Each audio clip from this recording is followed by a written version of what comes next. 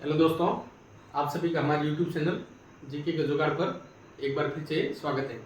दोस्तों, आज बात करते हैं पटवार भर्ती परीक्षा का जो अभी पेपर हुआ है उसमें नॉर्मलाइजेशन किस प्रकार से होगा। क्योंकि जो अभी एस्पिरेंट एग्जाम देके आ गए हैं, बढ़िया नंबर बन रहे हैं या कम नंबर बन रहे हैं, सभी के मन में एक डर है पटवार भर्ती में नॉर्मलाइजेशन किस प्रकार होगा। क्या इसमें भी पशु परिषद की तरह होगा या कुछ संशोधन होगा। तो नॉर्मलाइजेशन में कौन सा फॉर्मूला लगेगा, इसके बारे में बात करने से पहले अपन बात करते हैं कुल कितने आवेदन आए। पटवार भर्ती परीक्षा जो अभी पेपर हुआ उसमें आवेदन की बात की जाए तो आवेदन 6,76,011 कुल आवेदन आए थे। और इसमें एग्जाम बैठने वालों की बात की जाए तो कुल लगभग 6,08,58 लोगों ने एग्जाम दिया था। 6,76,000 के आसपास फॉर्म आए थे, उसमें 6,00,000 लोगों ने लगभग एग्जाम दिया था। अब इसकी उपस्थिति की बात की जाए तो उपस्थिति लगभग 88.88% रही थी। आप देख सकते हैं बहुत बड़ी उपस्थिति रही है। अब बात करते हैं, मेन मुद्दा है कि नॉर्मलाइजेशन किस प्रकार से होगा, क्या है जेड फॉर्मूला और क्या है एपी परसेंटाइल फॉर्मूला। तो सबसे पहले बात करते हैं जेड फॉर्मूला। जेड फॉर्मूला तो ये होता था कि किसी एक शिफ्ट में पेपर टफ था, बाकी वाले शिफ्ट में पेपर सरल था, तो फर्स्ट जो टफ थी उसके नंबर बढ़ा के बराबर करते थे। और उसमें क्या है कि नंबर बहुत ज़्यादा बढ़ते थे और जो ज़्यादा नंबर बढ़ते उस शिफ्ट को ज़्यादा फायदा होके ज़्यादातर सिलेक्शन नॉर्मलाइजेशन वाली शिफ्ट से होता था। लेकिन पशु परिसर में जो हुआ उसके बाद में बोर्ड ने एक फॉर्मूला लगाया है इक्वी परसेंटाइल फॉर्मूला। जो तैयारी करने वाले अभ्यर्थी है उनके लिए मेरे अनुसार बेस्ट फॉर्मूला है। क्योंकि कभी कभार क्या होता है कि जेड फॉर्मूले में बढ़िया दिन रात तैयारी करने वाला एस्पिरेंट पीछे रह जाता और ठीक ठाक तैयारी करने वाला नंबर बढ़ा के सिलेक्शन लिया जाता था। अब इक्वी परसेंटाइल फॉर्मूला क्या है, इसके बारे में बात करने से पहले अपन बात करेंगे पटवार भर्ती में कुल कितने पद थे। तो अगर पद की बात की जाए तो पद लगभग 3700 पद थे। 3705 पद अगर एक्यूरेट बात की जाए तो 3705 पद थे इस भर्ती में। पिछली भर्ती से लगभग 1001 पद कम थे, लेकिन डरने की बात नहीं है। पिछली भर्ती में नॉर्मलाइजेशन होके किसी एक शिफ्ट के नंबर बढ़ गए और मेरिट ऊपर चली गई थी। और इन लगभग दो शिफ्ट में इनका एग्जाम हुआ था और आवेदन की बात तो बंद कर रखी है। 6,76,011 आवेदन आए। अब दोनों शिफ्टों को अपन इस प्रकार डिवाइड करेंगे कि इक्वी परसेंटाइल फॉर्मूला किस प्रकार लगेंगे। तो सबसे पहले बात करते हैं फर्स्ट शिफ्ट की। फर्स्ट शिफ्ट में अगर बात की जाए तो फर्स्ट शिफ्ट में कुल जो एग्जाम बैठने वाले अभ्यर्थी थे वो थे 3,38,060 अभ्यर्थी फर्स्ट शिफ्ट में एग्जाम बैठने वाले थे। एग्जाम में इनको शामिल किया था।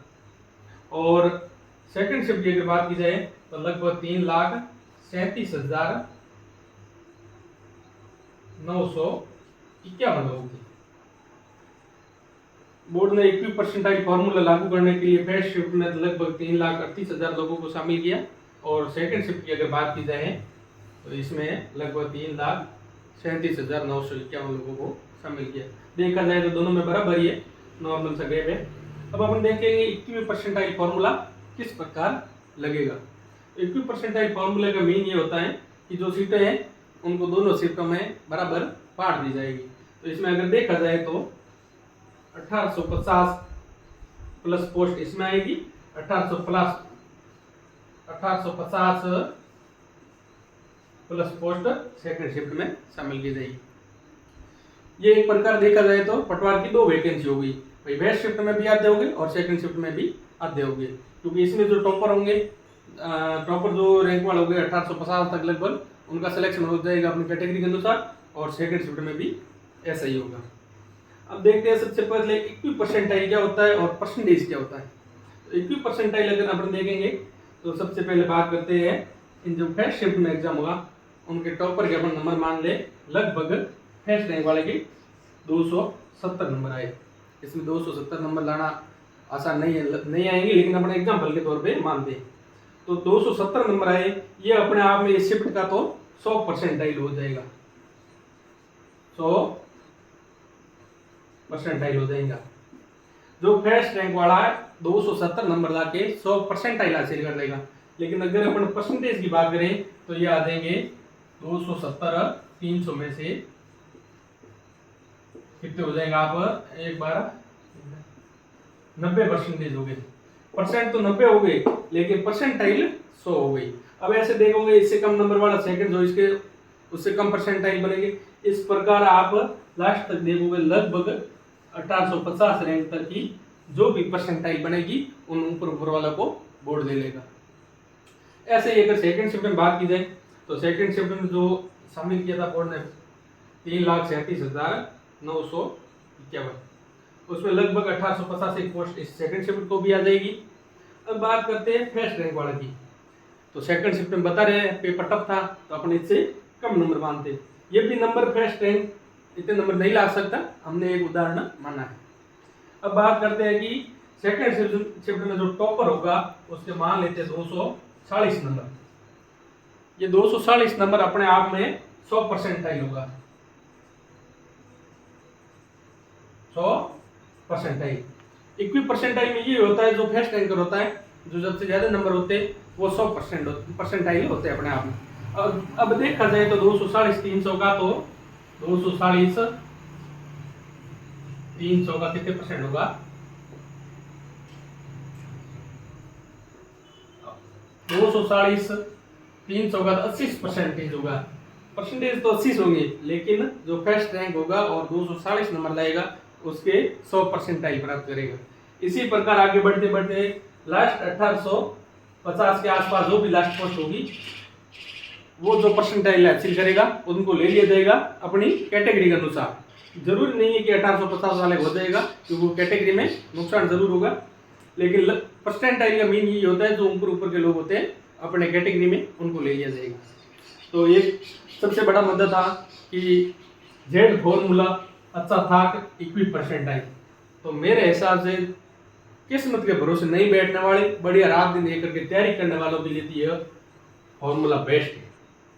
क्योंकि ये होता है कोई अपन बहुत ज्यादा तैयारी करते हैं, सोचते हैं कि अपन तैयारी के दम पे सिलेक्शन ले लेते हैं, फिर क्या होता है कि 15 16 नंबर किसी शिफ्ट में नंबर बढ़ा देते हैं।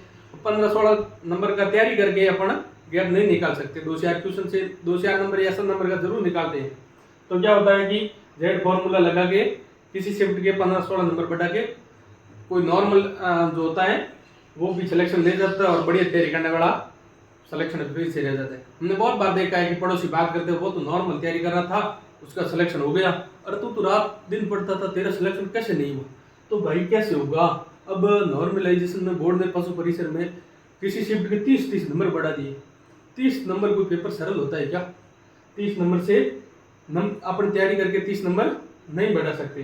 तो इक्वी परसेंटाइल फॉर्मूला ये है, एक प्रकार देखेंगे तो आप दो भर्ती हो गई, अपनी शिफ्ट की तुलना अपने शिफ्ट के लोगों से होगी, दूसरी शिफ्ट से कोई लेना देना नहीं है। अब लोग मेरिट बता रहे कि फर्स्ट शिफ्ट वाली जो ज्यादा नंबर आ रहे हैं उनके नंबर कम हो जाएंगे। कैसे होंगे कम? इक्वी परसेंटाइल में तो अपने लोगों से ही होगा। हाँ हो सकता है इससे 10 नंबर ज्यादा नंबर लाने वालों का सिलेक्शन हो और इससे 10 कम लाने वाला हो जाए, लेकिन ऐसा करते ही नहीं है कि फर्स्ट शिफ्ट वालों को बहुत ज्यादा फायदा हो जाएगा और सेकंड शिफ्ट वालों को नुकसान हो जाएगा, या सेकंड शिफ्ट वालों को फायदा हो जाएगा और फर्स्ट शिफ्ट वालों को नुकसान हो जाएगा। इसमें ऐसा नहीं है, इसमें यह होगा कि अपनी शिफ्ट के जो टॉपर होंगे बढ़िया तैयारी करने वाले होंगे उनका सिलेक्शन हो जाएगा। तो ये सब आप सभी के क्लियर हो गए होगा इक्वी परसेंटाइल फॉर्मूला क्या है और इससे किनको फायदा है। इससे जो तैयारी कर रहे हैं दमदार उनको तो जरूर फायदा होगा, लेकिन जो सोच रहे कि अपन ने ठीक ठाक तैयारी कर ली कुछ किस्मत कर देगा, तो ऐसा किस्मत वाला कुछ होता नहीं है, लेकिन फिर भी वो उनके लिए तो ये काम करना ही है। अब बात करते हैं आगे क्या करना चाहिए। अब आगे की बात की जाए तो मेरा तो यही मानना है, जो पटवार एस्पिरेंट था बढ़िया ढंग की तैयारी की, मैथ वगैरह बढ़िया पढ़ी, तो उनको तो वीडियो पे बढ़िया फोकस करना चाहिए। दोनों में पोस्ट भी वीडियो बढ़िया है, लेकिन बेरोजगारी में पोस्ट बढ़िया या नहीं देखी जाती। अपन को तो एक जॉब चाहिए एक बार तो, लेकिन ये होता है कि जो ढंग की तैयारी करके अच्छे रैंकर होते हैं वो दोनों में सिलेक्शन ले जाते हैं, और तो उससे जो वीडियो ज्वाइन कर लेगा उससे पटवार की पोस्टें भी खाली होगी, वेटिंग वगैरह आती रहेगी। हमने इसकी कट ऑफ का एक अलग से वीडियो डाल रखा है। तो किसी एक शिफ्ट वाला बोल रहा है कि मेरे तो ज़्यादा नंबर बढ़ जाएंगे, किसी वाला बोल रहा है मेरे तो कम हो जाएंगे। ऐसा कोई नहीं होगा, अपनी शिफ्ट की तुलना अपने लोगों से होगी। और अब आप जो भी आगे जिस भी वैकेंसी फॉर्म भरा है उसकी दमदार तैयारी करो। माँ सरस्वती अपना रंग जरूर सुखाएगी अगर आपने ईमानदारी से मेहनत की है तो आज की वीडियो में हमने बात की नॉर्मलाइजेशन कैसे होगा। आप सभी का बहुत बहुत धन्यवाद। अपने YouTube चैनल जीके का जुगाड़ से जुड़े रहिएगा।